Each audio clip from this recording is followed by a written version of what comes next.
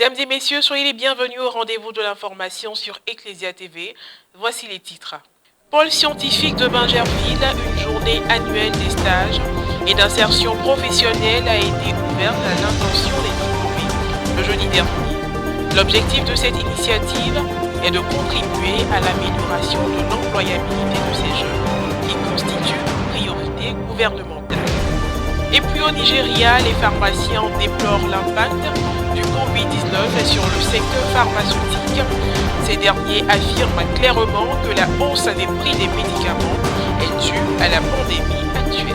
On en parle dans quelques instants. Information nationale sous la présidence du ministre de l'Enseignement supérieur et de la Recherche scientifique, professeur Adama Diawara, l'Observatoire de l'insertion professionnelle des diplômés de l'enseignement supérieur et de la Direction générale de l'enseignement supérieur ont décidé d'initier une journée de réflexion dénommée Journée annuelle des stages et d'insertion professionnelle. Elle a ouvert ses portes le jeudi 22 juillet dernier au pôle scientifique de Bingerville. Les détails avec Alex Bakobasso. Pôle scientifique de Bingerville, une journée annuelle des stages et d'insertion professionnelle a été ouverte à l'intention des diplômés le jeudi dernier. C'est d'ailleurs la première du genre, dont les échanges contribueront à l'amélioration de l'employabilité des jeunes diplômés qui constitue une priorité gouvernementale. Pour le directeur de cabinet adjoint du ministère de l'Enseignement supérieur et de la Recherche scientifique, la question de l'insertion professionnelle apparaît comme une préoccupation majeure de toutes les parties prenantes du système éducatif et la forte proportion de titulaires de diplômés universitaires au chômage est inquiétante.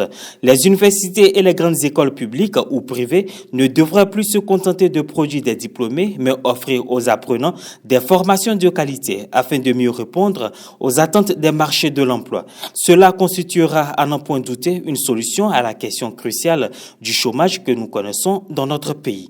Le professeur Jakalia Ouattara a également souhaité que le diagnostic qui sera posé et les solutions qui seront proposées soient à la mesure de l'attente de tous. Au nom de la communauté universitaire, le professeur Balosier, président de l'université Félix Houphouët-Boigny de Cocody, a rassuré que la dite université qui s'est inscrite dans la professionnalisation a une expérience à partager avec ses homologues au cours de cette journée d'échange. Hors de nos frontières, au Nigeria, la pandémie à coronavirus impacte fortement le domaine de la pharmaceutique. Les pharmaciens ont déclaré que 65% des matières premières et des produits finis pharmaceutiques utilisés dans le pays étaient importés de Chine et d'Inde. Le président de l'association des pharmaciens communautaires du Nigeria à Abuja et directeur général de la pharmacie Zini, Wiyep Nanka, a déclaré que la hausse était due à la Covid-19 et au taux de change hérétique, ajoutant que les médicaments vendus à environ $10 sont maintenant vendus à presque $20. Vous savez, ces médicaments sont importés. Et en raison des défis auxquels nous sommes confrontés, les matières premières, l'importation, le libre accès ou le mouvement, le marché est affecté. Cependant, les experts affirment que la hausse des prix des médicaments peut affecter la prestation de soins de santé de qualité en raison de l'afflux de médicaments contrefaits. Selon le directeur général de la pharmacie Aloba, pour lutter contre cette situation, le gouvernement doit être impliqué, en particulier l'organisme de réglementation. Les responsables de la sécurité du pays doivent intervenir. Parce que certaines pharmacies au Nigeria ne sont pas gérées par des vrais pharmaciens.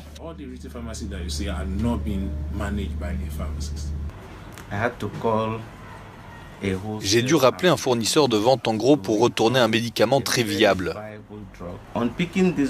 Car lorsque j'ai observé le médicament, j'ai découvert que la date d'expiration avait été effacée et qu'une autre date de péremption y avait été apposée.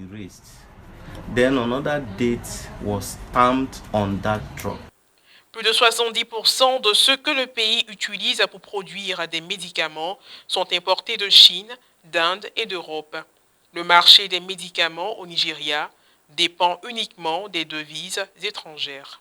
Direction la Terre Sainte où une délégation de la fondation du Real Madrid, conduite par son vice-président Iker Casillas, a rencontré le mardi 20 juillet dernier le patriarche latin de Jérusalem, sa béatitude Monseigneur Pierre Battista Pisabala. Une action reconduite chaque année par la Fondation en vue de soutenir des milliers d'élèves dans les écoles du patriarcat. On fait le point avec Roselyne Mobio. En collaboration avec les écoles du patriarcat, la Fondation du Real Madrid encourage depuis 9 ans l'éducation et l'épanouissement des enfants de Terre Sainte par le biais du sport. Au nom de la Fondation du Real Madrid, nous sommes heureux de pouvoir apporter notre contribution et notre aide, surtout en ces moments difficiles. Nous sommes très heureux de pouvoir faire en sorte que les enfants qui vivent ici aient la possibilité de s'entraîner et de grandir sainement grâce au sport. D'une part, de créer des opportunités d'emploi pour les entraîneurs et d'autre part, de faire participer les enfants de familles à faible revenu. Plus qu'un projet sportif, c'est un projet qui incarne les valeurs du don et de l'amour. Le patriarche a exprimé ses remerciements et sa reconnaissance à la Fondation du Real Madrid, qui soutient des milliers d'élèves dans les écoles du patriarcat. Monseigneur Pisabala a ensuite souligné l'importance du sport dans l'enseignement du respect mutuel. Iker Casillas a ensuite envoyé un message aux jeunes et aux enfants de Terre Sainte. Il représente un grand exemple, a-t-il dit. Nous traversons une période très difficile et les jeunes ont été un exemple pour nous tous. Je leur souhaite de pouvoir continuer à pratiquer le sport, en particulier le football, puis de pouvoir continuer à grandir heureux et de rencontrer des personnes qui les permettront de cultiver la pratique de ce sport formidable. En plus de tirer le ballon dans les buts et de marquer des buts, la Fondation Real Madrid atteint d'autres objectifs importants avec les enfants de Terre Sainte en les réconfortant.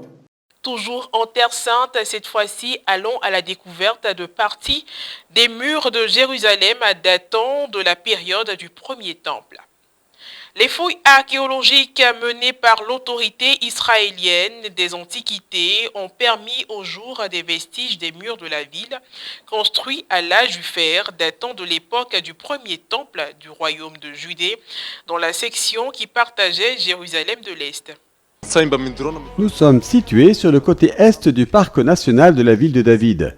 Nous y avons trouvé une nouvelle partie des murs de Jérusalem datant de la période du premier temple.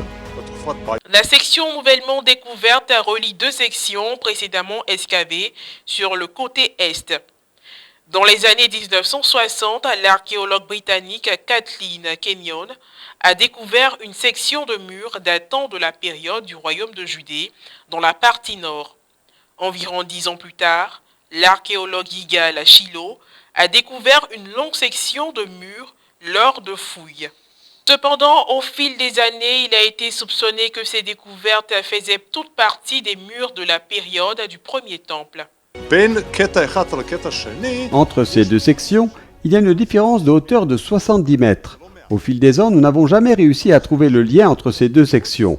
Puis, à cet endroit précis, nous avons trouvé un autre tronçon de mur, si bien qu'aujourd'hui, je peux affirmer avec certitude que nous avons devant nous les murs de Jérusalem qui remontent à la fin de la période du premier temple, entre le 8e et le 6e siècle avant Jésus-Christ. Et nous pouvons donc retracer sur environ 200 mètres le tronçon qui suivait ces murs. La hauteur des murs est d'environ 3 mètres et leur largeur d'environ 5 mètres. Les murs ont protégé Jérusalem d'une série d'attaques pendant le règne des rois de Judée jusqu'à l'arrivée des Babyloniens qui ont réussi à les percer et à conquérir la ville. Une description de la conquête de la ville par les Babyloniens apparaît dans le deuxième livre des rois.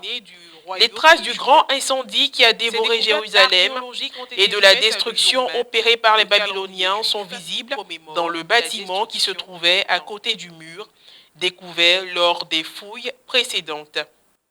Point final à cette édition d'information. Merci de l'avoir suivi et que Dieu veille sur nous. À très bientôt.